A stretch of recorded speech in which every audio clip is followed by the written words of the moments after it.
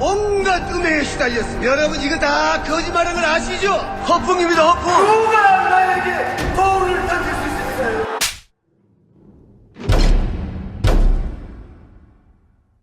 미궁 유산균 사랑! 매일매일 너에게, 빵빵한 너에게, 민감한 너에게, 약해진 너에게 유산균 사랑 4종 출시. 가볍게 한잔 하시죠. 나 차 가져왔는데. 아유, 착한 콜 대리운전이 있잖아요. 착한 콜? 딴지가 기부 내역을 검증한 착한 콜 1800-9998 대리운전도 믿고 맡기세요.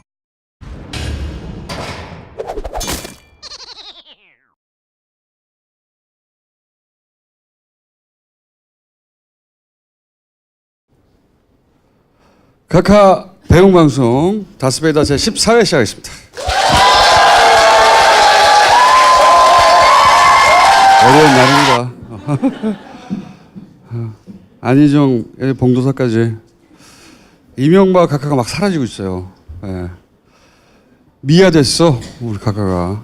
이제 최근에 사건들이 있잖아요. 관련해서 몇 가지는 말을 해둬야 되겠다 생각이 드는데 이게 이제 제가 공작을 경고했잖아요. 예. 그 이유는 일단 이 미투를 공작으로 이용하고 싶은 자들이 분명히 있기 때문이에요. 그건 뭐 너무 명백한 건데 예를 들면 이런 거 있잖아요. 세월호가 무슨 상관이 여기서 이렇게 엮고 싶었던 거거든요. 아니면 문 대통령하고 엮고 싶은 거거든요. 이걸 얘기하는 것이고 그리고 두 번째 이유가 있어요. 미투가 사회운동으로 성공해서 이제 보편적 사회인식으로 자리 잡아야 되잖아요. 그 시스템으로 자리 잡아야 되잖아요. 그리고 굉장히 어려운 허들들이 있어요. 허들, 장애가. 짧게 얘기할게요. 힐러리는 샌더스 지지자들을 자신의 지지자들 못 만들었어요. 좀 거창하게 얘기해서 계급운동하고 젠더운동이 불화한 거거든요. 오프라는 힐러리 대신에 오바마를 지지했거든. 그러면서 본인 백인 여성 팬들을 다 잃었어요. 그거는 젠더하고 인종이 충돌한 거거든요. 인종 이슈가. 우리나라뿐만 아니라 과거로부터 현재까지 세계적으로 항상 젠더 이슈는 항상 복잡하고 어렵습니다. 그래서 여기에 공작하는 애들이 끼면은 본질이 사라지고 공작만 남는다는 거고. 여기까지 1절이에요. 2절을 좀 더 하면 최근에 JTBC에 대한 불만이 있어요, 사람들이. 누구든 비판받을 수 있어요. 근데 JTBC는 이 젠더 이슈를 사회적인 아젠다로 설정한 건 그거는 일단 박수를 받아야 되는 거예요. 그리고 왜 한쪽 지역만 나오잖아. 왜 특정 영화 출신 배우만 나오나. 근데 그건 지금 얘기하면 안 돼요. 얘기할 때가 오겠죠. 예. 이미 나는 했기 때문에. 다른 사람들은 하면 안 돼요. 그게 분명히 한쪽에 몰려있는 건 맞아요. 근데 그거하고 별개로 이 폭로가 사회인식을 바꾸고 그 다음에 시스템 개선으로 나가는 효과를 먼저 봐야 돼요. 일단은 의식적으로 주목해서. 근데 이게 말처럼 쉽지가 않거든. 그리고 그 둘을 동시에 받아들이는 게 굉장히 어려운 거거든요. 그게 굉장히 어렵기 때문에 그 지점에 공격의 찬스가 생기는 거예요. 그리고 그게 어렵기 때문에 점점 입을 다물게 돼 있어요. 젠더 운동사를 보면 이런 어려움을 가득해. 아주. 그래서 제 관심은 공작은 맞고 이거는 사회운동으로 기회를 살리고 모두의 지혜가 필요할 때입니다. 지금. 어떻게 돌파할 것인가. 이 두 개를 동시에 받아들이며 오늘 여기까지만 할게요. 3절이 나올 때가 있겠죠. 3절이. 그러니까 누군가는 말을 해야 하니 말하는 거예요. 씨발.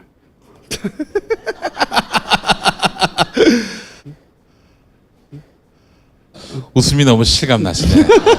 많이 웃어보신 솜씨야. 각하가 다음 주에 서울중앙지검에 소환조사 나가지요. 서울중앙지검 서초동에 있는데 그 앞에서 김용민의 정치쇼가 당일 생방송을 할 예정입니다.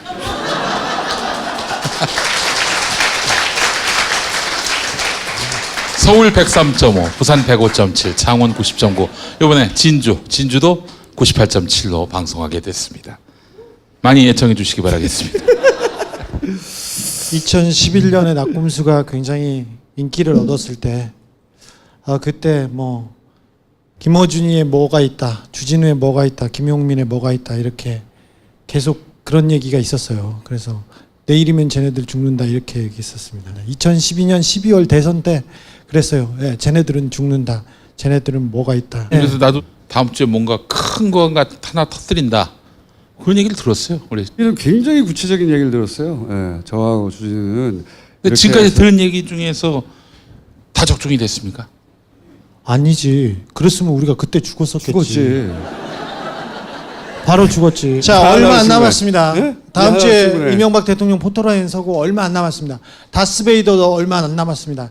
하는 데까지 해보겠습니다. 네. 야, 네. 욕해.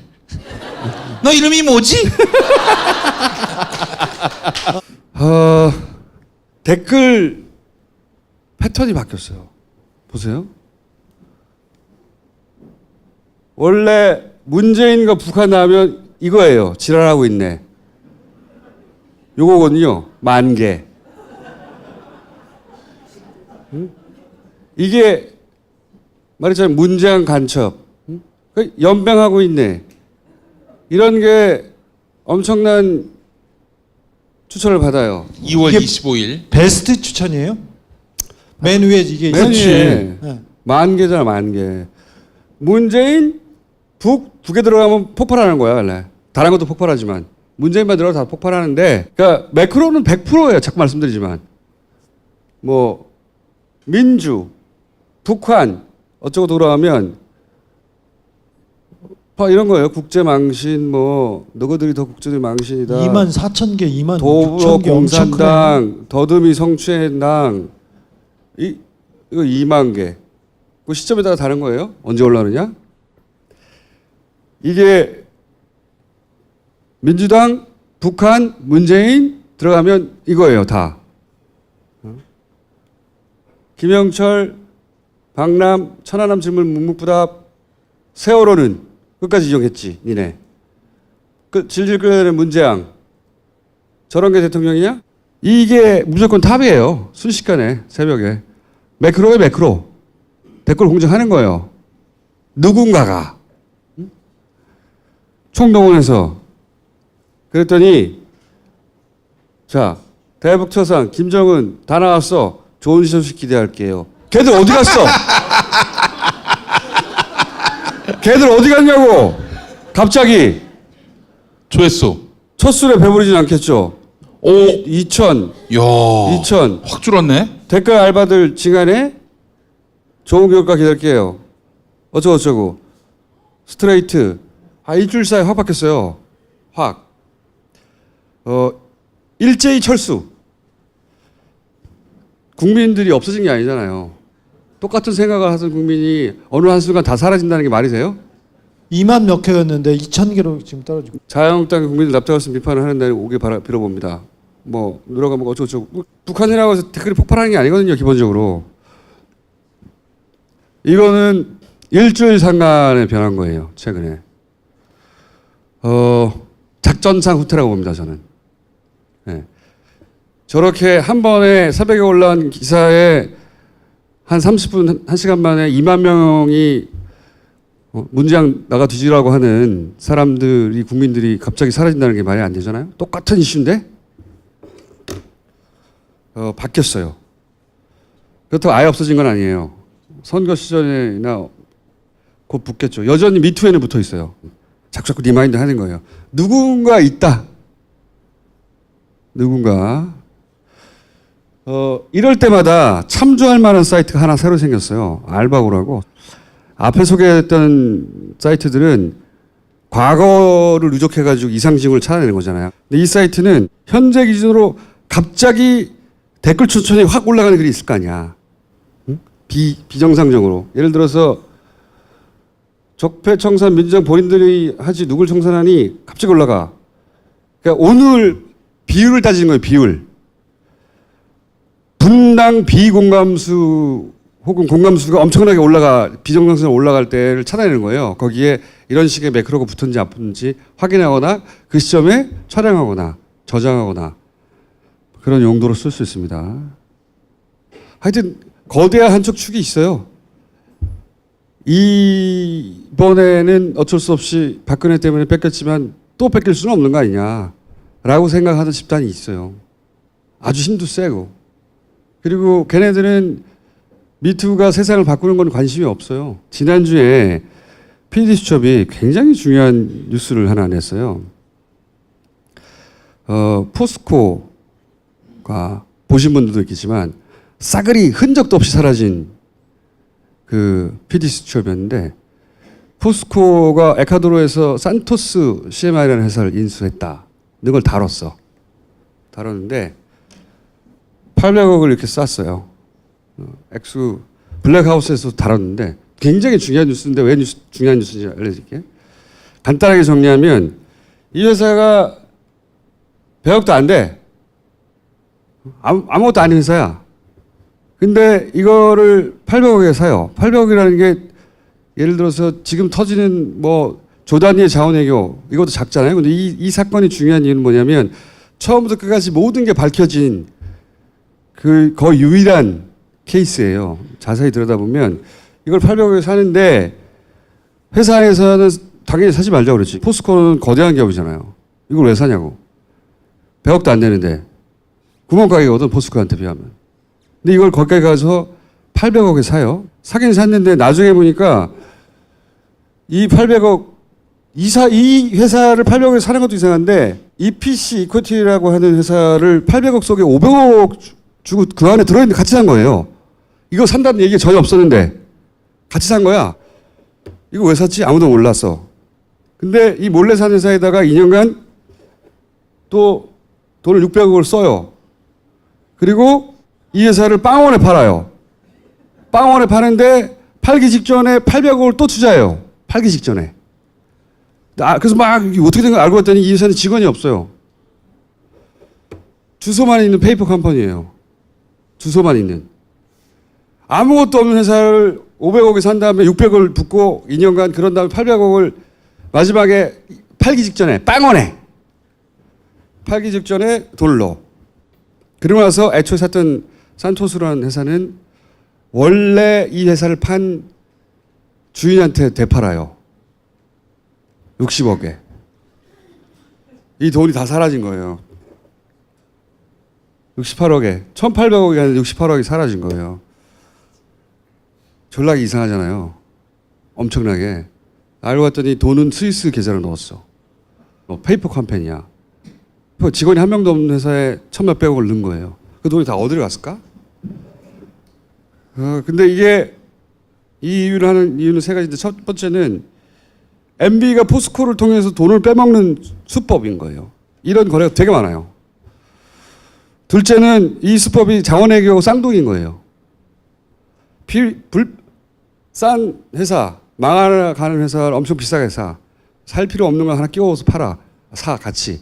살 필요 없는 것에다 돈을 투자해, 막. 그런 다음에 그 살 필요 없었던 회사를 팔아. 좀 이따가 이제, 고기영 교수 나와가지고 설명할 텐데. 왜 우리가 지난번에 하베스트 있잖아요, 하베스트. 하베스트도 엄청나게 비싸게 샀지만 그때 쓸데없이 날이라는 정유시설을 샀거든. 날은 1달러에 산 회사예요. 1달러짜리를 1조에 샀잖아. 웃기잖아요? 말이 안 되잖아요? 1달러의 하베스트가 날을 인수했는데 그걸 1조에 산다고요, 우리가. 그런 다음에 그거를 팔아요. 그걸 판 회사는 정체불명의 회사예요, 또. 빵원에. 실질적인 빵원에. 1달러짜리를 1조에 샀다면은 1조에 산 다음에 1조를 투자하지 또 거기다가. 네. 그런 그 다음에 돈을- 실질가치 빵원에 팔지. 그 돈을 그렇게 해서 MB가 먹었다. 이 얘기를 하고 싶은 거 아니에요? 당연하지. 하지만 입증할 수가 없어요. 네. 누군가는 먹었어요. 누가 먹었는지 문제지 누군가는 먹었다고. 세 번째는 이런 뉴스가 다 안 나오잖아요.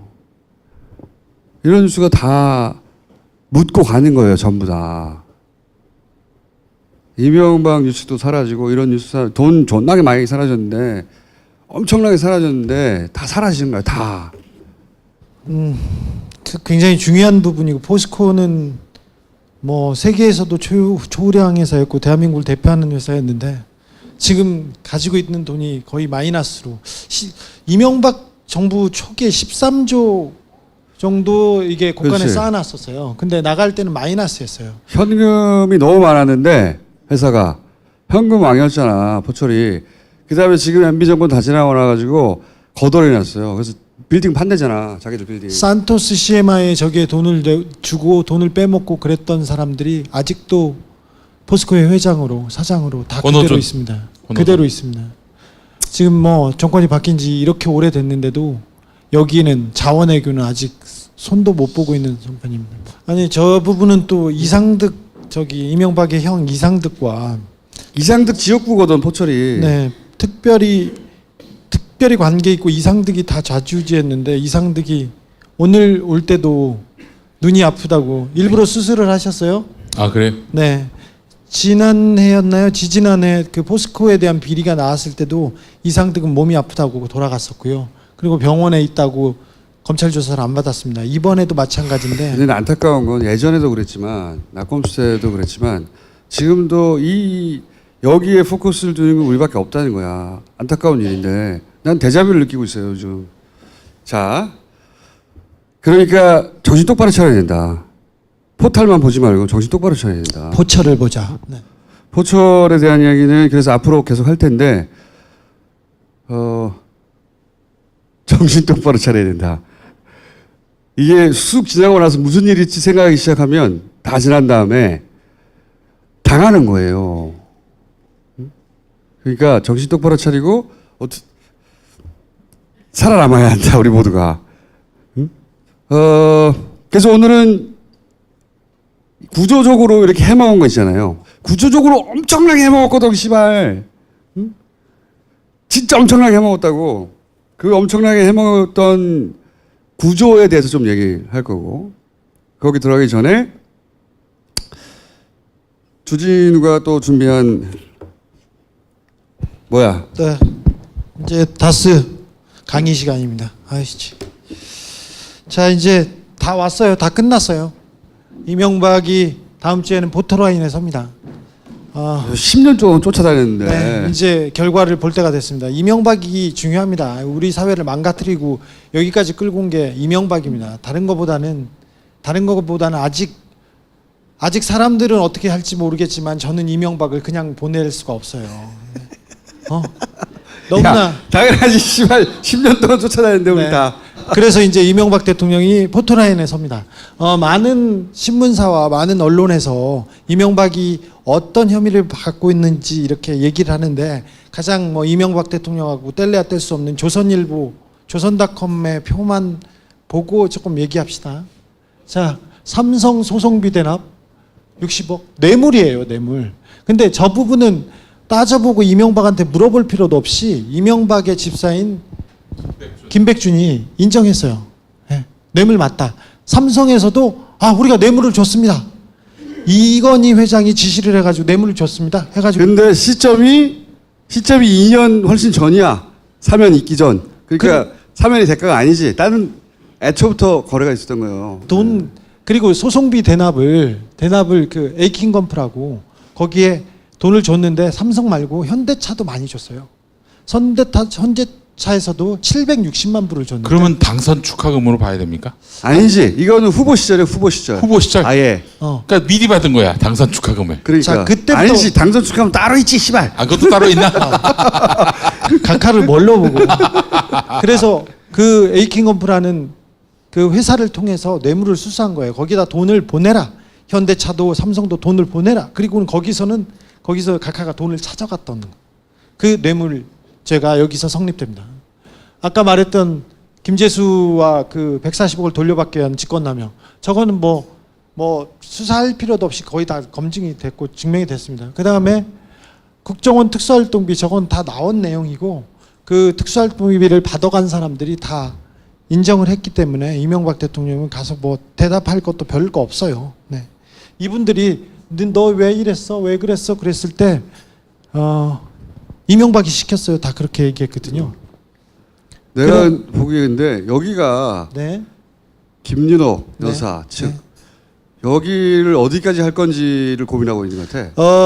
고민을 할 건데 그건 이제 다음 장에서 제가 말할게요. 아 잠깐만 이팔성 얘기가 나와서 그런데 또 김용민의 정치 쇼에 나온 내용을 보니까 이팔성 씨가 PPL 진짜 많이 하네. 이팔성 씨가 그 왜 비망록 막 검찰이 쳐들어갔을 때 비망록을 먹고 있더래요. 그래 먹었지. 먹고 있더래. 야 위가 튼튼할 수도 있잖아. 아니 그래서 이제 그 검찰이 확보를 해봤더니 거기에 자유한국당 소속 중진 의원들 왜 대선 후보로도 거론되고 뭐 당내 중진으로도 분류되는 사람들 이름이 적혀 있는데 중요한 게그 액수가 많다면 많고 적다면 적을 뭐 500만 원, 1000만 원 뭐 이랬다는 거예요. 야 생각해봐. 음. 뉴욕제가에서 돈 받잖아. 뉴욕제 뉴욕제. 빵집에서도 야 나는 뉴욕제가가 무슨 체인이 있는 줄 알았어 하다못해 네. 찾아보니까 가게 하나. 달랑 하나야. 하나. 강남역 뉴욕 제가 빵집에서 돈 받아가지고 빵이 하는 거 아니야. 빵집에서 핀을 2억씩 뜯었어요. 얼마나 많은 데서 뜯었겠어요. 이팔성 이 사람은 우리 금융이잖아요. 여기는 이팔성은 친분이 있는 사람이야. 친구. 그러니까 진짜 이명박의 금고는 농협이 있잖아요. 신한은행은 어떻게 할 거야? 신한은행. 그리고 또 다른 친구 하나은행. KB. KB. 농협 해킹 사건은 왜 벌어졌겠어, 이 씨발. 외환은행하고 이거 합병해줬잖아요. 하나은행. 신한은행은 엄청난 비자금이 나왔어요. 엄청난 비자금, 당선 추가금 다 나왔어. 검찰에서 다 덮어줬어. 이건 가지도 않았어. 여기는 친구한테도 저렇게 받아내는 우리 각하의 이런 순결한. 공과 사를 구분한다니까. 네. 그다음에 여기 공천원금 나왔는데 김소남 아세요? 모르죠. 공천원금 4억 원이야. 어우 4억 원짜리 배지가 어디 있어요?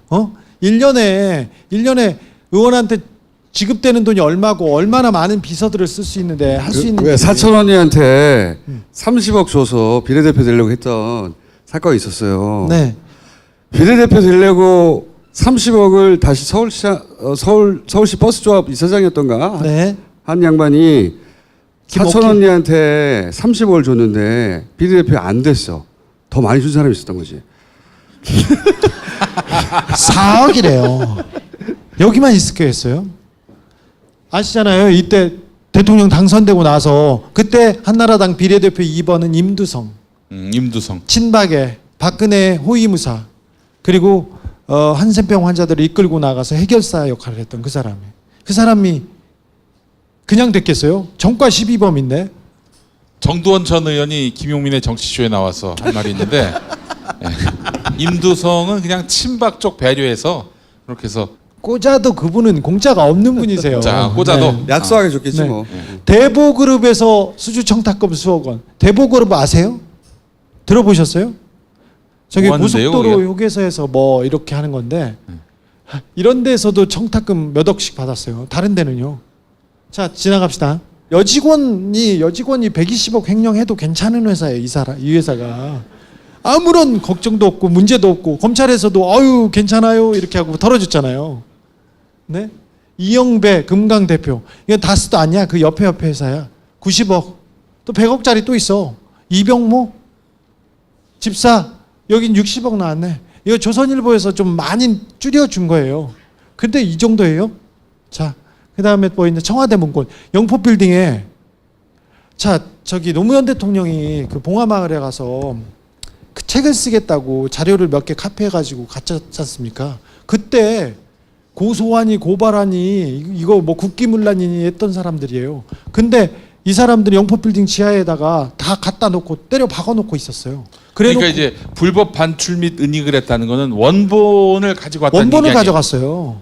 노무현 대통령은 원본을 가져온 게 아니라 복사본을 가져온 건데. 근데 여기 갔었어요. 근데 최근에 이명박 대통령 측에서 얘기했잖아요.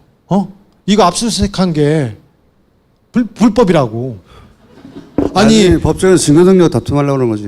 네. 도둑이 뭘 엄청나게 훔쳐서 작물이 있어. 근데 작물을 뺏어가니까 경찰한테 이거는 법에 어긋나다고.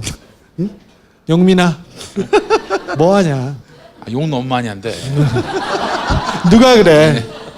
아니 저 우리 저 교단에서 교단에서 너 3.1절에 뭐라고 했어? 조심하래 좀.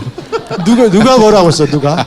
목사님들이 넘어갑시다 넘어가. 니네 교단에서 너 나한테 야, 뭐라 그래? 그럼 한 회당 몇 번까지 가능해? 뭐 아꼈어. 3번까지만. 그 한번 해. 10을.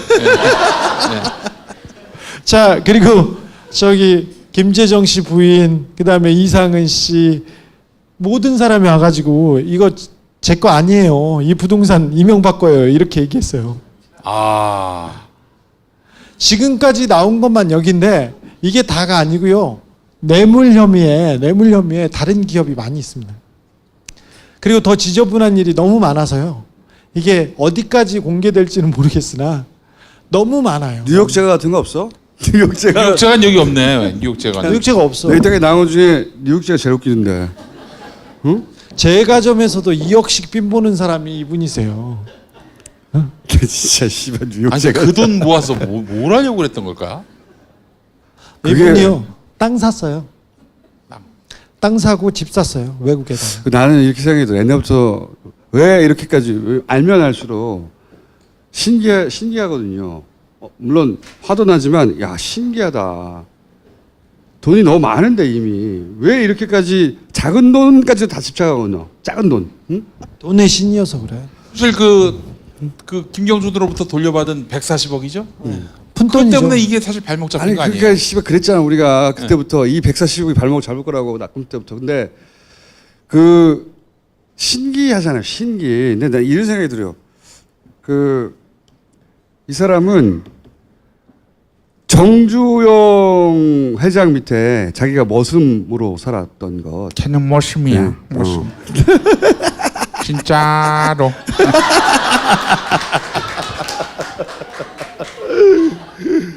내가 보기에는 그것보다 더 부자가 되고 싶었던 게 이 아 사람의 목표였던 것 같아. 정주영보다 부자 되는 거. 재벌이 되는 거. 네. 그러니까 우리나라에 있는 모든 재벌보다 더 재벌이 되는 것. 그래서 뭐 누가 알아준다고? 왜 그러면 차명으로 합니까? 자기 이름으로 하지. 아니 근데 어쨌든 그 돈이 10원이라도 들어올 때마다 거기 어떤 쾌감을 느끼는 것 같아.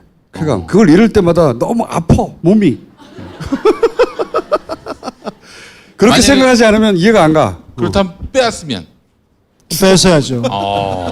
돈 빼앗기는 거를. 이거는 사실 아무것도 아니거든. 자기가 지금 해외에 이런 사건들 있잖아요. 이건 껌이 껌. 다 잃어도 돼.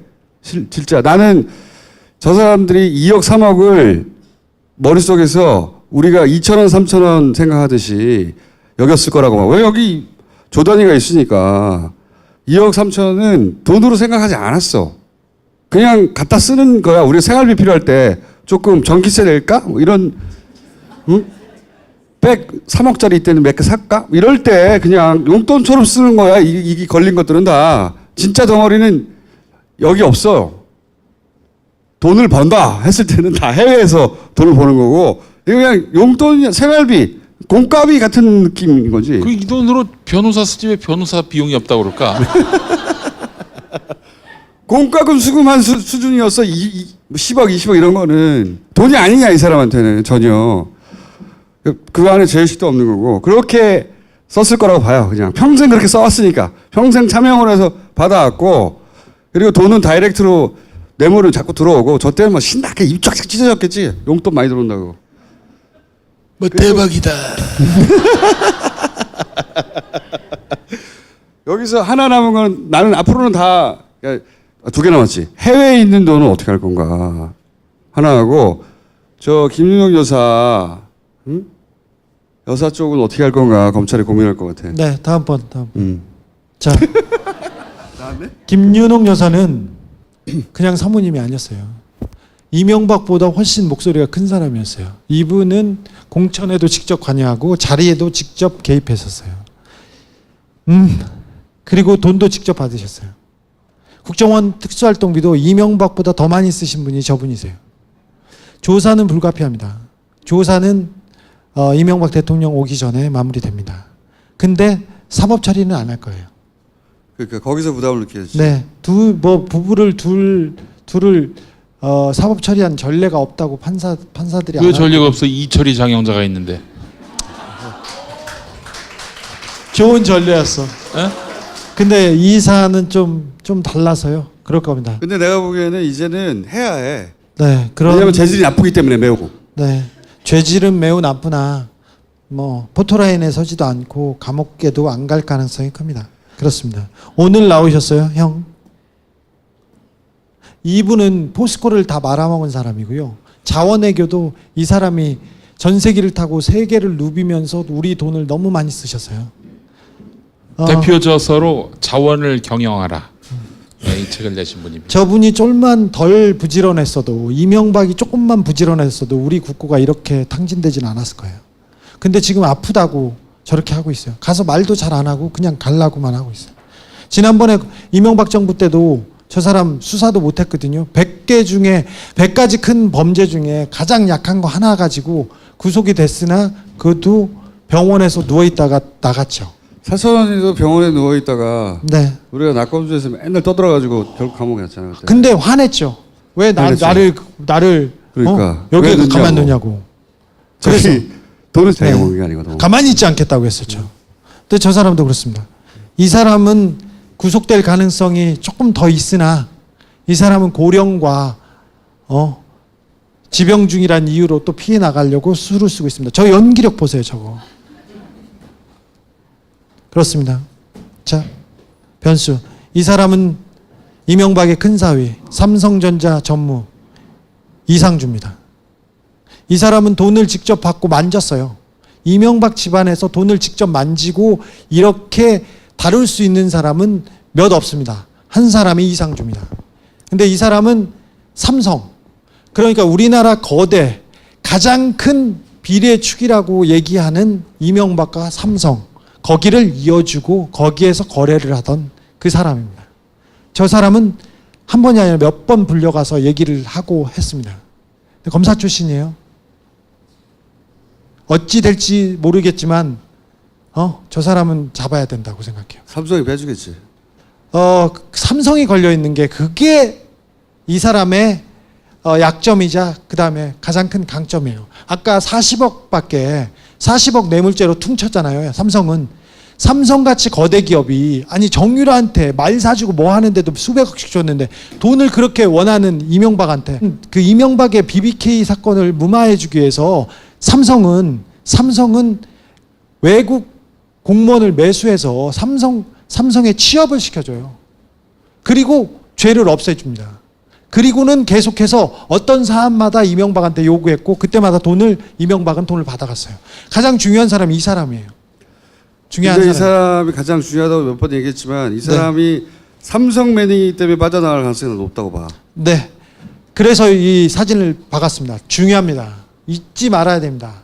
국민들이 관심을 다른 데 두잖아요. 그럼 이명박은 빠져나가요. 국민들이 관심이 있어서 지금 포토라인에 서는 거지 이명박을 잡으려고도 하지도 않았어요. 이명박을 어떻게 잡느냐. 국가원수 둘을 어떻게 감옥에 쳐넣느냐. 왜 못 쳐넣어. 전두환도 있고 노태우도 있었잖아.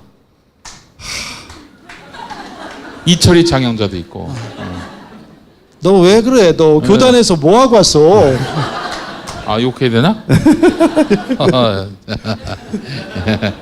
왼쪽은 김석환입니다. 에이킹 검프의 변호사. 전두환의 변호사였고요. 그 다음에 이명박의 변호사였고 이건희의 변호사였어요. 윤창중의 변호사. 윤창중의 변호사였어요. 이 사람이 진짜 뒤에 있는 숨은 실세입니다. 자, 제가 있는 로펌에다가 이명박이 돈을 보내라. 현대 삼성 다 돈을 보내라고 하고 거기서 돈을 가져갔어. 이명박이 받아갔어요. 10억 저기다가 꿈쳐놓으니까 이명박이 김백준 보냈다는 거 아니에요? 돈 내놓으라고. 그 10억을 받아온 거예요. 받아오라고 했죠. 근데 저 사람 유명한 분이니까 아주. 자, 근데 김석환은 미국 시민권자고 안 움직이고 있어요. 그리고 삼성하고도 걸려 있고 이명박하고도 걸려 있고 내가 가면 진짜 큰 게 터진다고 할 거예요. 삼성하고 관련 있어. 그죠? 당연하지. 홍석현과 삼성과 관련이 있어요. 그래서 저 사람이 그 사법 처리가 안 될 가능성이 커요. 자, 이상주와 저 사람은. 그 옆에 사람은 김재수 총영사. 저 사람은 다스의 돈을 받기 위해서 이명박 심부름을 하기 위해서 변호사였다가 LA 총영사가 됐어요. 근데 미국 시민권자야. 어려워. 도망 다니고 있어요, 지금. 지금 숨었어. 예전에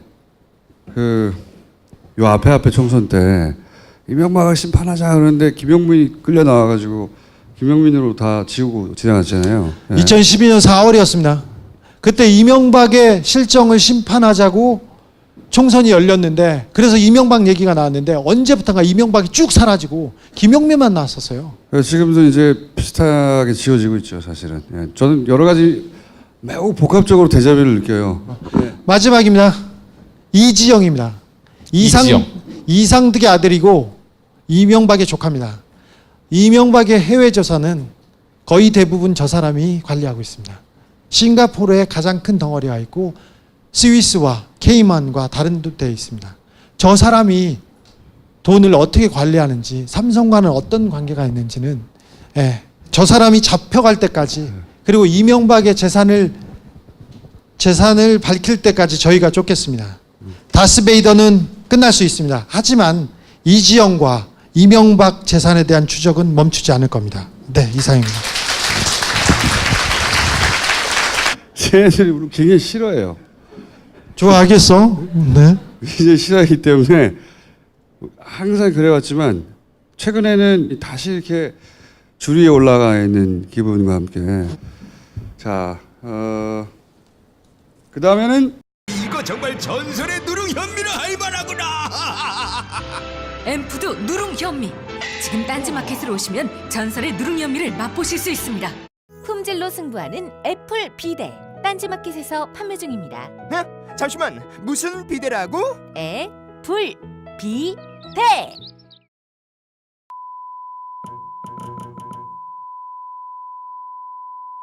PPL 시간이 돌아왔습니다. 착한 콜 대리운전, 기부로 아름다운 동행을 꿈꾸는 착한 콜 대리운전. 네, 착한 콜 대리운전 이용해 주시면 고객님들께서 지정해 주시는 단체로 이용 금액의 일부를 기부해 드립니다. 안전하게 귀가하고 우리나라 살맛 나는 나라로 만드는 착한 콜 대리운전. 우리 MB가 가가 돌아오는 수요일에 이제 소환되지 않습니까? 귀가가 되겠지만 만약에 바로 영장이 청구된다면 어떡하겠습니까? 주차장에 차를 세워두고 한 30년 40년 뒤에 와서 가져갈 수는 없는 거 아니겠습니까? 착한 콜 대리운전 이용하시면 바로 집으로 보내드립니다.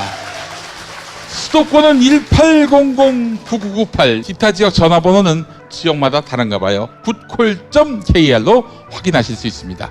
착한 콜 대리운전뿐 아니라 착한 콜 꽃배달, 착한 콜 퀵 서비스도 있습니다. 많은 이용 바라겠습니다. 자, 미공 유산균 사랑, 미공 유산균 사랑. 예. 여러분, 자유한국당 원내대표 누굽니까? 사실상 김성태 아닙니까? 문재인 정권이. 네, 김성태 원내대표. 이 성대모사의 비법이 있습니다. 똥 참는 보이스. 그래서 사실 김성태 원내대표에게 강력하게 추천합니다. 사실상 추천합니다. 미공 유산균 사랑. 나를 위한 헌정 유산균, 미공 유산균 사랑.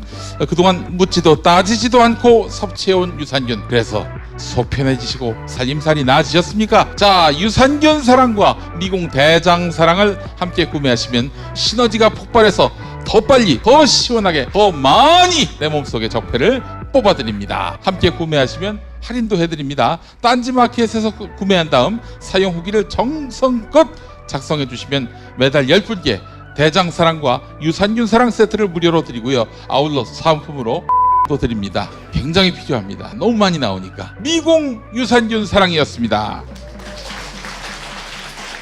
자, 다스베이다 1회 때 이 자리에서 나는 다스라는 노래로 축하 공연했던 밴드 제8극장 기억하십니까? 헤드뱅잉 해가지고 앞에 계신 분들이 다음날 식사를 못했어요. 비듬을 다 먹어가지고. 3월 10일 이번 주 토요일 저녁 7시 컨트리 음악 공연을 한다고 합니다. 그랜드 올레 벙커라는 공연인데 한국에서는 좀 생소한 장르인데요. 사실 컨트리 음악이 들어보면 아주 굉장히 매력적이거든요. 텍사스 가라오케, 데니보이 앤 더 캐리지스라는 밴드도 함께 하니까요. 많이들 오셔서 컨트리 음악의 매력에 빠져보시기 바랍니다. 한국의 마릴린 맨슨 하면은 바로 누굽니까? MB 각하죠. MB 각하도 오신다는 소문이 있어요. 자, 예매는 벙커원 홈페이지 지금 아래 링크가 뜨고 있죠. 얼마 남지 않았으니까 서둘러 예매하시기 바랍니다. 제8극장이었습니다. 마카 이제 국내에서도 100%로 드실 수 있습니다. 딴지마켓에서 파는 마구 마카 남녀노소 모두에게 줬어. 주지가 몇 개냐? 뭐? 부주리다 닦아줄게. 난 딴지에서 최저가로 팔아.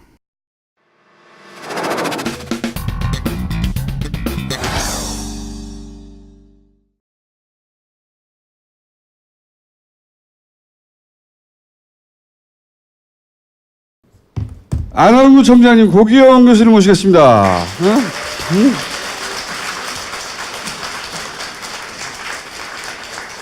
청장님, 오늘은 편집되지 않도록 해주세요.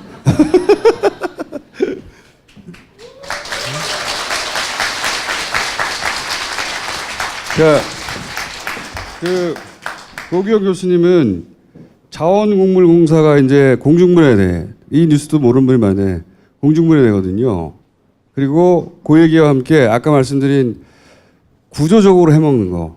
포스코 사안을 포스코의 디테일이 아니라 그냥 패턴에 대한 이야기 잠깐 하실 거고. 안원구 청장님도 구조적으로 해먹는 거의 사례를 오늘 한 가지 좀 디테일하게 들고 오셨어요. 우리은행 아까 얘기했잖아요. 이팔성 돈 20억 준 사람. 예? 그 양반이 대빵일 때 벌어진 일이에요. 예. 자, 가주십시오, 청장님. 제가 먼저 할까요? 잘해주세요. 지금 말씀하신 대로 이분들이 구조적으로 이걸 했는데 국내에서 하고 해외에서도 하고 했는 사례 중에 하나를 지금 소개할까 하는데요. 야, 복잡하다 이거. 좀 복잡할 것 같은데 사실 그렇게 복잡하지 않습니다. 쉽게 한번 설명해 볼게요.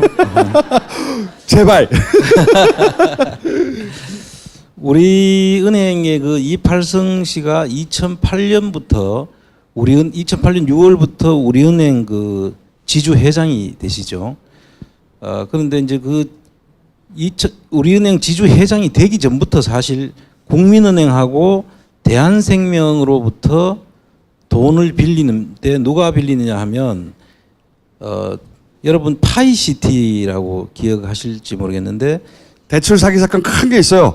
자세히 들어가지 마시고. 네. 대출 사기 사건이 졸라 큰 게 있었다. 그 양재동에 있는 화물 터미널에 대출 사기 사건이 있었는데 네. 그 대출 사기 사건에 연루돼 있던 사람들이 똑같이 중국에 가서 대출 사기 사건을 일으키는 사건이 생깁니다.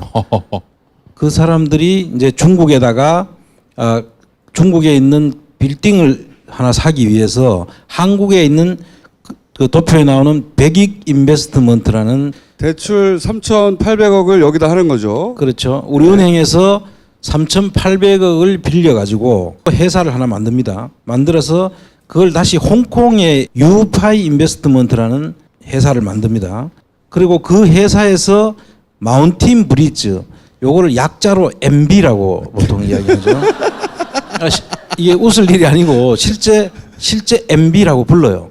그래서 이 MB라는 마운틴 브리지라는 회사가 가지고 있는 중국 중천갱업이라는 부동산 시행사죠. 우리나라로 치면 시행사 주식을 사는데 투입하는데 백익 인베스트먼트가 3,800억을 빌렸는데 그 중에서 800억은 중국에 있는 시행사 중천갱업으로 800억을 먼저 줍니다. 그리고 나머지는 유파이하고 마운틴 브리지를 거쳐서 쿠션 다시 먹어가지고 일로 다시 돌아갑니다. 돌아갑니다. 그 세 단계를 거쳐가지고 결국은 중천갱업에 갔기 때문에 우리은행 돈이 중천갱업에 갔다 이렇게만 이해하시면 3,800억이 간 거죠. 원래 이 빌딩을 사느라고 3,800억을 대출 받은 거예요. 그렇죠. 요걸 살라고. 근데 그 돈이 그냥 사면 되는데 이렇게 돌아가서 3,000억이 가고 이렇게 800억이 간 거예요. 돈이 여기까지 그래서 왔어요. 그리고 또 하나 이것도 설명하셔야죠. 우리나라에 있는 우리은행뿐만 아니라 우리은행 중국 법인에서도 또 알고 봤더니 1,366억이 똑같은 대표예요. 그렇죠? 똑같은 사람이 또 대출을 받아가지고 여기 또 넣어요. 그래서 총 5,166억이 여기 모이는 겁니다. 네. 그래서 이제 이 5,166억이란 돈이 모여가지고 실제로 투입되는 돈은 1,650억이 투입되는 거예요. 이 빌딩에 들어간 돈은 근데 1,650억밖에 없는 거예요. 그러면은 나머지 돈이 3,516억 원이 어디에 갔는지 지금 사라진 것이죠. 돈을 5천억대를 한 사람이 요런 방식으로 중국에서 한국에서 해가지고 총 5,166억을 한 군데 몰았어요. 요 빌딩 산다는 이유로. 근데 요 빌딩 사는 데는 1,650억밖에 안 들어가고 나머지 3,516억은 없어졌어 어딘가로. 그게 이제 신기하게 어디로 사라졌을까를 이제 찾아야 되는 것이고요. 여기에 나오는 그 파이 인베스트먼트 차이나와 그 백익 인베스트먼트 또 유파이 인베스트먼트 마운틴 브리지 이 대표들이 보면은 공통된 사람이 하나 나오죠. 누굽니까? 이정배 씨죠. 다 이 사람이 말이에요. 다 이 사람이. 그런데 이분이 누구냐 하면 파이시티를 대출 사기를 하고 인허가를 했는데 돈 줘가지고 MB 실세들한테 돈 줬다고 해가지고 감옥에 가 있는 사람이에요. 같은 분이다 이거죠. 하이시티 해먹어서 감옥 갔던 MB한테 뇌물 줬다 들켜가지고 그 사람이에요. 그 사람이 다 여기에 대표여 돼. 다. 지금 이분이 다 해먹었는데 중국에는 누가 지금 개입되나 하면은 중청갱업의 대표 김홍영이라고 이제 이름이 돼 있죠. 예. 이분이 이제 조선족 여자분이에요. 돈이 모인 곳. 예. 예. 그 조선족 여자분이고 이분의 남편이 마운틴 브리지의 대표의 민봉진이라고 나오죠. 이분이 두 사람이 부부간이에요. 여기 부부예요. 이 민봉진 씨는 지금 이정배 씨하고 똑같이 지금 감옥에서 이정배 씨는 8년형을 지금 받아가지고 감옥에 있고 이 마운틴 브리지 대표로 있던 민봉진은 6년형을 받고 지금 감옥에 살고 있는 중입니다. 이 두 사람 다 파이. 예.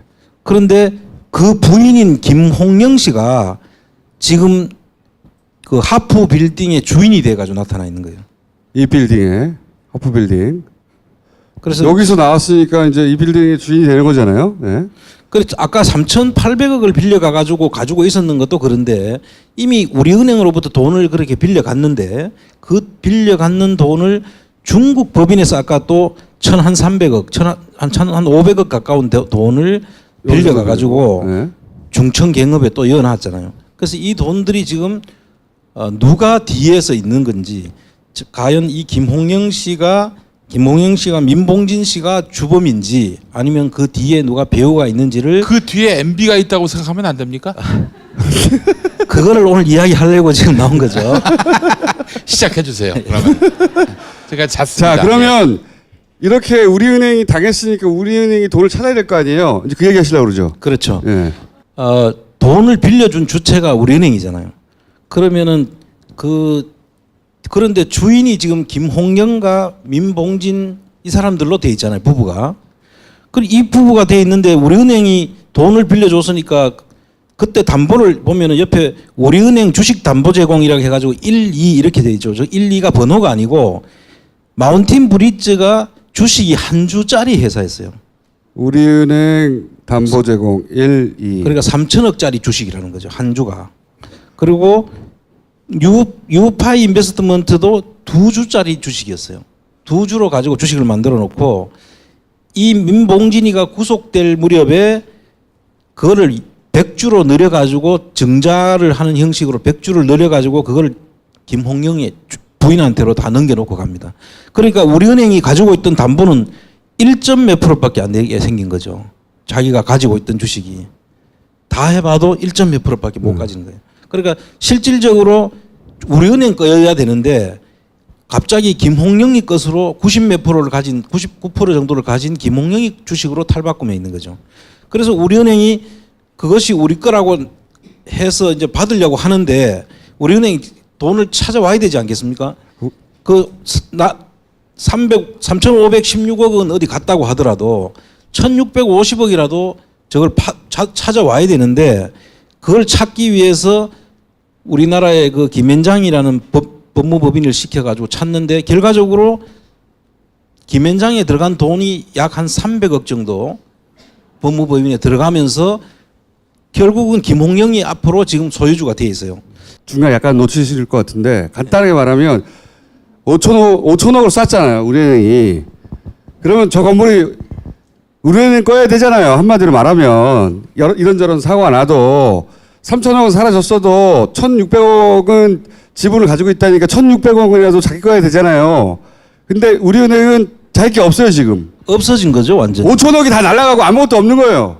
그래서 우리은행에서는 그 3,800억을 대손 처리를 합니다. 대손이라는 게 뭐냐면 이제 우리는 더 못 받으니까 장부상으로 이건 못 받는 돈으로 처리한다 이런 뜻입니다. 대손 상각을 하고 그렇게 해놨지만 사실상은 그게 자기들 돈이었기 때문에 계속 받으려는 노력은 계속 해요. 중국에서 이 건물이 필요가 해가지고 중국 정부에서 우리 이 건물을 우리가 살 테니까 당신들이 넣은 돈 1,650억 이상을 줄 테니까 팔아라고 이야기를 합니다. 여기서 또 헷갈릴 수 있어요. 그러니까 이건 뭐냐면 이게 이제 중국 얘기예요.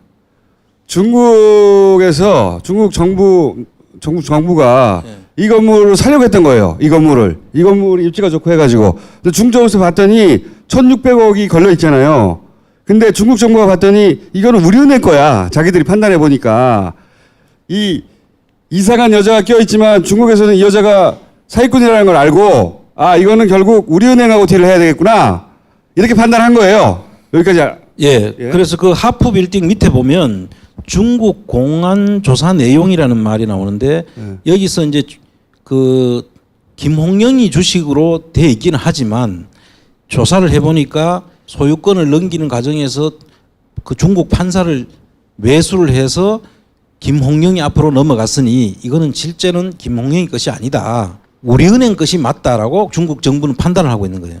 그래서 우리은행 보고 우리은행이 너가 원래 주인이니까 이 사람을 문제를 삼아가지고 한국 정부에서 잡아가면 그 돈은 우리은행에다가 돈을 지불하고 살 테니까 파세요라고 여러 번 우리은행에다 이야기를 하니까 우리은행 아니요 우리 돈 다 받았어요 지금 이렇게 나온 거예요. 그 중국 정부에서 이 사기꾼이니까 이거 니네 거 맞네. 근데 우리가 사야 되는데 나중에 분쟁이 생길 수 있으니까 그렇죠? 중국 정부를 깔끔하게 하고 싶었던 거예요. 그래서 우리는 니네 맞으니까 이 여자 고소해서 잡아가고 그러면 중국 정부가 1,600억을 우리은행에 줄게. 우리은행에서 만세죠 만세. 그 돈 1,600억을 찾을 수 있는 기회잖아요. 그랬는데 돈을 다 받았다고 하는 거예요 지금. 그래서 중국 정부 쪽에서 우리 국회나 정부 쪽에다 계속 타진을 합니다.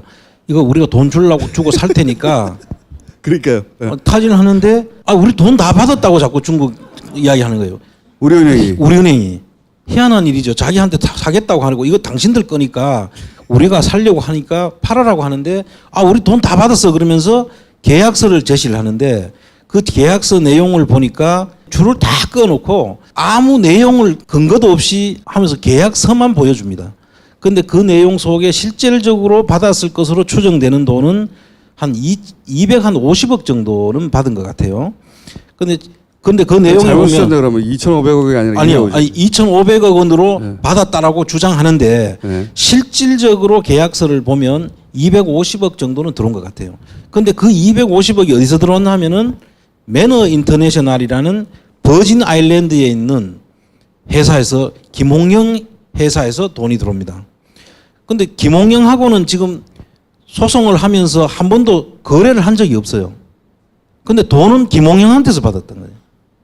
그러니까 이게 이 돈 자체도 김홍영은 여기죠 여기. 예. 중국 당국에서 사기꾼이라고 한. 그래서 중국에서는 지금 이 사람에 대한 조사가 사실은 다 끝나 있는 것 같아요. 다 끝나 있고 조사를 해보니까 이 사람은 사기꾼이고 자기가 이런 돈을 가지고 살 수 있는 사람이 아니었다는 것이 판단이 됐는데도 불구하고 우리은행 그쪽에서 지금 받았다고 하는 거죠. 가장 간단하고 정상적인 건 이 김홍영을 우리은행은 고소하고, 그죠? 감옥에 보내고, 우리은행은 중국 당국에서 돈을 받으면 깔끔한 거예요. 그렇게 안 하고 있다.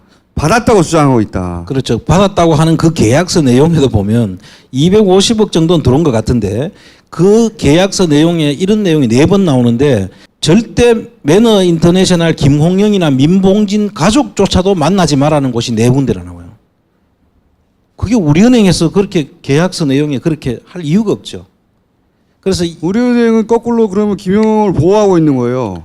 그 김홍영하고는 접촉을 하지 마라 그런데 최근에 지금 모 언론사에서 가서 지금 접촉 중인데 거기서 지금도 그 이야기를 한다는 거예요.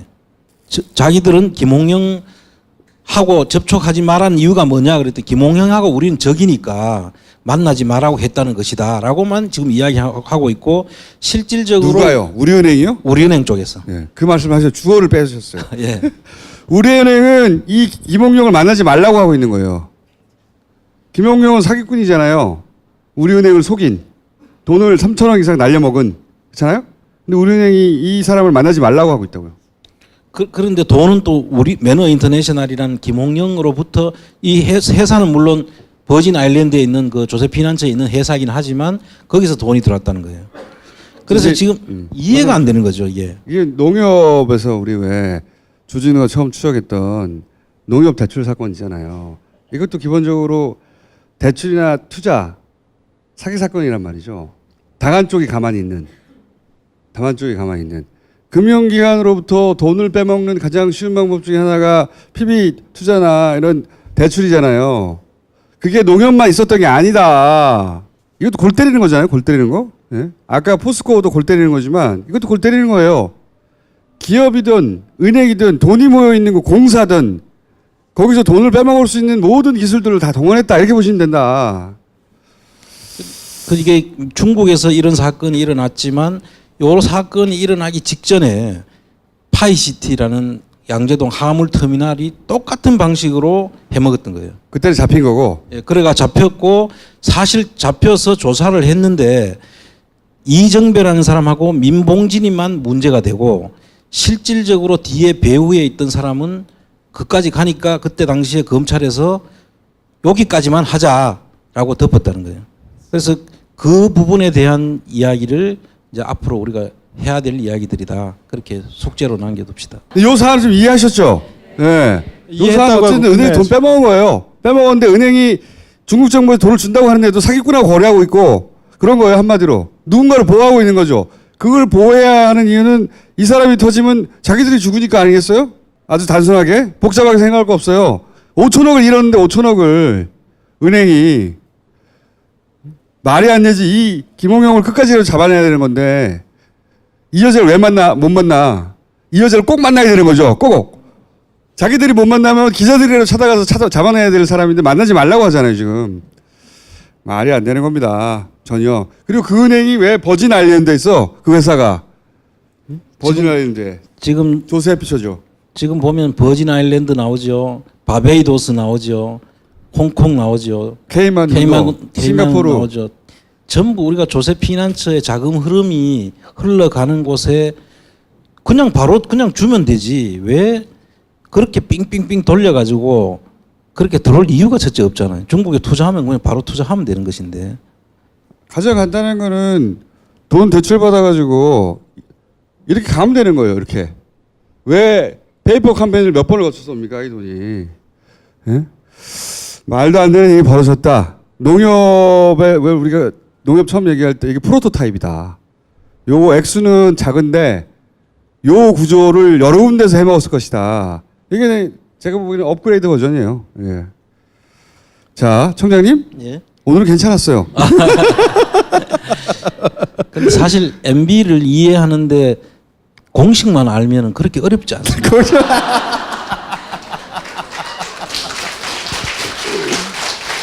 자, 그러면 두 번째 공식. 아까 교수님 제가 앞에서 잠깐 포스코 사례 얘기했거든요. 쓸데없는 회사를 비싸게 사고 하베스트하고 약간 비교했는데 그 공식을 좀 말씀해 주세요. 공식을 기본적으로. 복기라는 이제 복습을 좀 할게요. 포스코가 에콰도르의 에콰도르에 산토스. 있는 어떤 건설 회사를 하나 사거든요. 그게 산토스라는 회사인데 800억에 그 회사를 사요. 원래 한 100억 정도의 가치가 있는 회사라 그러는데 800억 중에 한 500억 정도는, 그런데 300억은 그 회사를 사는 데 돈을 쓰고 500억은 이상하게 그와 아무 관계없는 페이퍼 컴퍼니의 일을 사는데 500억을 써요. 에코티스. 예. 네, 아까 말씀드린. 그래서 말하자면 산토스하고 에코티스라는 회사를 껴서 삽니다. 그리고는 페이퍼 컴퍼니이기 때문에 사업이 없어요. 내용이 없잖아요. 직원도 없고. 예. 근데 한 2, 3년 있다가 그걸 되파는데 되팔기 직전에 다시 증자를 합니다. 거기다 돈을 다시 넣어요. 그게 얼마였죠? 그게 800억이고 그 정도는. 그 사이에 있는 게 600억이고 예. 1,400억을 아무 일도 안 하는 회사에. 플러스 800억을 돈을 놓고 그걸 팝니다. 얼마에 파냐면 재료에 팔죠. 빵원에 팔아요. 빵원. 예. 증자를 왜 했는지도 모르겠고요. 무슨 사업이 있었으면 사업 자금으로 돈이 필요하면 증자가 필요하기도 한데 페이퍼 컴퍼니이기 때문에 그럴 필요가 없었거든요. 더욱 이상한 거는 뭔가 이유가 있었다고 칩시다. 600억, 800억을 넣어야 되는 이유가 있었겠죠. 그러면 그냥 계속 갖고 있어야 되는 거 아닌가요? 왜 또 팔아요 그거를? 빵원에. 어쨌든 그렇게 해서 1,400억이란 돈이 이렇게 사라집니다. 그리고 정작 산토스 본체도 현지에 있는 다른 업체한테 팔아요. 그 현지에 있는 업체라는 게 기업이 아니고요. 자본금 80만 원입니다.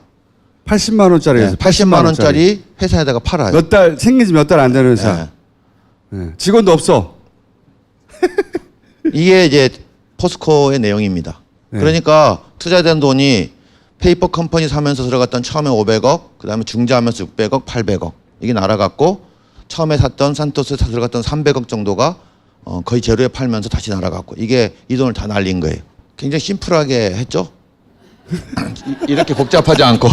근데 사실 포스코는 지금 해외 사례고 국내에도 그런 사례들이 많죠. 지금 얘기하지 말아주세요. 헷갈릴 수 있으니까 네.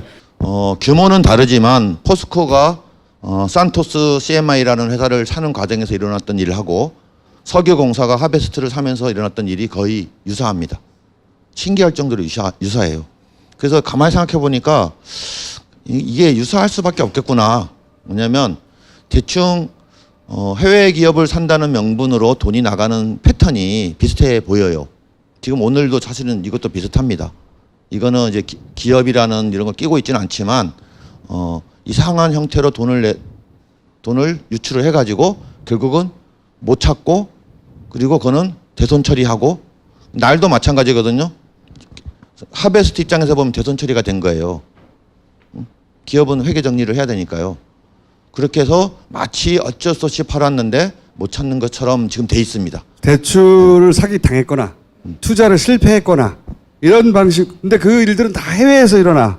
해외에서 못 찾는 거예요. 어디 가는지 몰라 씨발 누구도. 거기 이제 하나만 더 보태면 캐나다가 주로 이 일을 하는 나라가 돼 있어요. 보면 지금 아까 말씀하신 하베스트도 캐나다 회사죠. 이제 그 가스 공사가 산 엔카나라는 또 회사가 있는데 그것도 캐나다죠. 저수지 캐나다. 예, 조그만 거. 맨 처음에 시작한 거. 그 볼레오 강산이라고 그 바하마이닝 그것도 캐나다가 주 나라가 돼 있어요. 그래서 지금 저수지 게임에서 나왔던 그 캐나다라는 나라가 왜 캐나다였는지를 볼 수 있는 그런 그게 프로토타입이라고 우리가 계속 얘기해왔잖아요. 그 영화가 정말 중요한 영화거든요. 요렇게 시작했다라고 흥행이 안 됐어, 씨발. 꼭 봐야 되는데 사람들이. 아니 여기 분들은 다 그거 알아요. 기출 문제 나오면 다 맞출 수 있어요. 언제 한번 뭐. 다스 경시 대회를 한번 했으면 좋겠어요. 다스 경시 대회. 공식이 있어요. 사례를 더 많이 연구하면 연구할수록 비슷한 패턴이다. 조금씩 상황에 따라 변주는 있는데 큰 틀은 비슷해요. 큰 틀은. 이제 앞으로 더 많은 사례가 나오겠죠. 그리고 이 사례들의 패턴을 찾아서 여기서 돈을 찾아야 진짜를 잡는 겁니다. 이명박 지금 겨우 100억, 뇌물 100억이거든요. 100억. 지금 국내에서 검찰이 확인한 게 겨우 100억. 여기는 껌값. 100억은 잔 흘리고 간 돈이에요. 여기. 밖에서는 비교가 안 돼요. 액수가. 한 회사만 그런 거고. 교수님, 그래서 그런 패턴으로 지금 들어가서 산잡에서 하다 보니까 사라진 돈 얼마나 됩니까? 아직 다 확인되지 않았고요. 자원 개발에 나섰던 공사가 3개 있잖아요. 석유공사, 가스공사, 광물자원공사. 이게 좀 투자였기 때문에 지금 요 사기 사건하고 좀 달라요. 실제로 돈을 주고 기업을 샀거나 광산을 샀거나 뭘 샀단 말이에요. 이게 과연 손실이냐 아니냐는 좀 복잡합니다. 예를 들어서 저기 금광이 있다고 해서 1,000억에 샀어요. 그 금광에는 2,000억 원어치의 금이 묻혀 있습니다. 샀는데 조금 파서 보니까 금광이 아니고 쓰레기밖에 없어요. 그러면은 1,000억 투자가 손실로 돼야 되겠죠. 근데 이게 확인이 될 때까지는 손실로 남지 않습니다. 계속 장부상에는 어떻게 돼 있냐면은 그곳에는 2,000억의 금이 묻혀 있고 비용이 1,000억이 들어갔지만 캐기만 하면 1,000억이 남는다 라는 식으로 돼 있어요. 그럼에도 불구하고 지금까지 그 자원 개발에 나섰던 공사 3개가 거의 확정적으로 손실이라고 확정해 놓은 금액들이 있습니다. 그게 10조가 넘습니다. 그래서 정확히 한 12조쯤 될 것 같아요. 그럼 추가 손실이 문제잖아요. 추가 손실은 아무도 모릅니다. 왜냐하면 지금 방금 말씀하신 것처럼 우리가 보기에는 금은 없고 쓰레기만 있는 것 같아 보이는데 정말 그런지 아닌지는 다 캐봐야 돼요. 그렇다고 그거 확인해서 끝까지 석유를 다 채굴할 때까지 가보자 라고도 못하잖아요. 그렇다고 확인도 채 안 됐는데 그만두면 역공이 들어옵니다. 어떤 식이냐면 거기 금이 2,000억 원 정도 묻혀 있었는데 니네가 못하게 해가지고 우리가 포기한 거다. 손해가 났는데 손해 책임은 니네 때문이다. 이런 식의. 그게 자원으로 빼먹은 이유 중에 하나예요. 어떤 특정 시점 확정하기가 어렵거든 이게 계속. 자원이라는 게요. 좀 그런 얘기도 있는데 생각해 보면 왜 자원 개발에 이렇게 열을 올렸을까? 물론 이게 추측이긴 합니다만은 자원은 투자한 돈이 회수하는데 굉장히 시간이 오래 걸려요. 한 20년, 30년. 그러다 보니까 빼먹기 좋아서. 추측이긴 한데 사기치기 딱 좋아요. 왜냐하면 정부는 5년이지 않습니까? 5년 동안 돈을 빼먹었다고 티가 안 나는 사업. 왜? 나중에 돌아올 거라고 주장하면 되니까.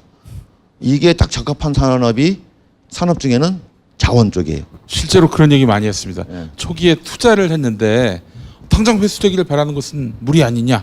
뭐 이렇게 얘기를 했었어요. 그렇게 할 수 있다는 걸 알고 거기서 한 거예요. 거기. 그리고 또 해외에서 이루어졌기 때문에 우리나라 형사권이 안 미치죠. 그래서 실제로 세무조사도 할 수 없고 또 검찰이 수사도 하기가 힘들어요. 왜냐하면 해외 기업들이 다 끼어 있기 때문에 그 나라의 협조를 받아야 되거든요. 그래서 아까 말한 기간도 장기간이지만 또 그 우리나라에서 조사도 수사도 하기 어려운 그런 상황을 아마 물색했던 거 아닌가 이런 생각까지 듭니다.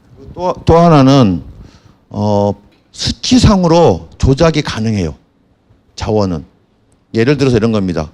2,000억짜리인데 2,000억을 투자했습니다. 혹은 2,000억짜리인데 4,000억 투자했다 합시다. 그러면 투자 잘못한 거 아니냐. 아니 2,000억짜리 금강을 캐려고 4,000억을 투자하는 바보가 어딨어. 이런 거죠. 근데 문제는 그 금강에 2,000억 어치의 금이 묻혀 있는지 2조 원어치의 금이 묻혀 있는지는 기준에 따라 달라집니다. 무슨 얘기냐면 똑같은 금강인데 어떤 사람은 2조 원어치 금이 묻혀 있다고 주장할 수 있고 어떤 사람은 2,000억 어치의 금밖에 없다고 주장할 수 있다는 거예요. 이렇게 주장할 수 있기 때문에 봐라. 우리가 2조짜리 금강을 4,000억에 산 건데 왜 우리가 잘못됐다고 그러는 거야. 이렇게 주장할 수 있는 분야. 이게 또 자원입니다. 좀 복잡하죠? 안 복잡해서 사기치기 딱 좋아요. 사기치기. 그렇게 빠져나가고 있는 거고요. 하지만 그중에 하베스트는 어쨌든 날이라고 하는 걸 통해서 사례가 분명히 드러났기 때문에 패턴을 포스코하고 비교할 수가 있게 된 거죠. 아직도 그렇게 비교할 수 없이 계속 돈만 들어가는 것들이 많이 있고 그러면서 공사가 이제 예를 들어 자원공사는 그래서 지금 날아간 거죠. 그렇게 빼먹고 다 날아가가지고 돈이 없어가지고 문 닫아요. 회사가. 날린 거지. 다 빼먹고 세금을. 씨발. 야 3회 한 번 해줘, 용민아. 오늘은 좀 기자분들이 많이 오신 것 같아서 오늘은 좀 자제하겠습니다, 여러분. 용서해 주시기 바라겠습니다. 지금 저기 우리 총수님께서 말씀했듯이 광물자원공사는 아주 심각합니다. 그래서 그 광물자원공사의 자본금이 2조 원이에요. 근데 2조 원 다 까먹고 지금 한 마이너스 1조 원 정도 돼 있습니다. 3억을 까먹은 거예요, 그럼? 네. 3억이라. 근데 문제는 3조. 아, 3조. 야 3억 줘요. 정도는 뉴욕제가에서 해결해.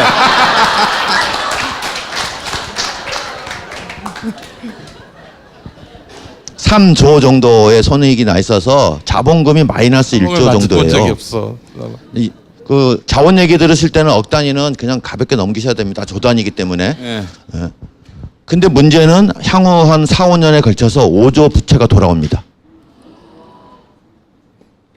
그래서 갚을 방법이 없어요. 근데 예를 들면 좀 엉터리로 샀더라도 투자해놓은 강산에서 매출이 있어가지고 그 돈을 좀 일부라도 돈이 돌아오는 돈이 있으면 어떻게 돌릴 수 있겠죠. 근데 그 광물자원공사가 투자한 가장 금액이 큰 게 볼레오라는 그 멕시코의 구리 강산이고요. 또 하나는 마다가스카르라는 섬이 있어요. 이렇게 아프리카에 보면 거기에 보면 암바톱이라는 이제 광산이 있는데 돈은 계속 들어갔는데 생산은 아주 미미하거나 아예 없거나 합니다. 그 얘기는 뭐냐면 매출로 돌아올 돈이 없다는 뜻이에요. 그런데 부채는 5조 원이 돌아온단 말이에요. 순차적으로. 지금 당장은 올 5월에 5억 달러를 갚아야 되거든요. 5천억. 그 돈 없습니다. 진짜 방법 없어요. 누군가 돈을 빌려주기 전에는 유일한 방법은 이겁니다. 여기서 돈 빌려서 저쪽 5천억을 갚는 거죠. 그럼 신규로 돈을 5천억을 빌려와야 되는데 지금 광물자원공사가 파산 직전에 있다는 것은 세상이 다 알아요. 어느 누구도 신규로 돈을 대출해 주지 않습니다. 그래서 문제가 되고 있는 상황이고 그래서 지난 며칠 전에 저희 TF에서 긴급 회의를 했어요. 그래서 이 문제를 어떻게 처리할 거냐. 사실은 좀 더 시간을 두고 왜 이런 문제가 생겼는지, 그다음에 그 과정에서 혹시 부정한 짓을 한 사람이 있는지 책임자도 처벌하고, 그리고 앞으로는 어떻게 해야만 이런 일이 반복되지 않고 재발하지 않을런지 보완책도 만들어야 되거든요. 좀 시간이 필요한데 너무 급해요. 지금 당장 3월이나 4월 중으로 새로운 부채를 받아와야 되는데 이거 못 받으면 그냥 도산합니다. 바로. 네, 그런 상황에 와 있습니다. MB한테 구상권을 청구할 방법은 없을까요? 야 입증을 해야지 그 구상권이 입증을 해야 청구되지. 입증이 안 되는데. 강상 개발을 할 게 아니라 MB 개발을 해야죠. MB 개발에 숨겨진 것을 개발해서 찾아내야죠. 자 오늘 여기까지 할 텐데 초반에 이게 좀 정신을 똑바로 쳐야 되는 거예요. 응? 여차하는 순간 하다가 다 사라지고 묻히고 그래요. 자원 개발에 관해서 하나만 하나만 더 말씀하시고. 이게 절대 뭐 몇 달 조사해서 알 수 있는 사안들이 아닙니다. 왜냐하면 돈이 조단이지 않습니까? 응? 1,000억도 잡아내려면은 몇 달씩 조사를 해서 겨우 그 윤곽을 알 수가 있는데 조 단위로 들어간 사업이고, 그리고 저는 좋게 해석해주고 싶어요. 예를 들면 자원 개발 정말 잘해보려고 했다가 투자 실패한 사례라고 봐주고 싶습니다. 근데 그렇게 보기에는 너무나 설명이 안 되는 부분이 이상한 구석이 너무 많아요. 그러니까 자꾸 의혹이 생기는 겁니다. 그래서 그런 의혹들을 앞으로 긴 흐름을 가지고 끈기 있게 추적을 해야만 됩니다. 그러려면 여러분들이 계속해서 이게 관심을 갖고 응원을 해주셔야 돼요. 안 그러면 어떻게든 이거 조기종기를 하려고 할지도 모르거든요. 그래서 계속 응원을 좀 부탁드리겠습니다. 감사합니다.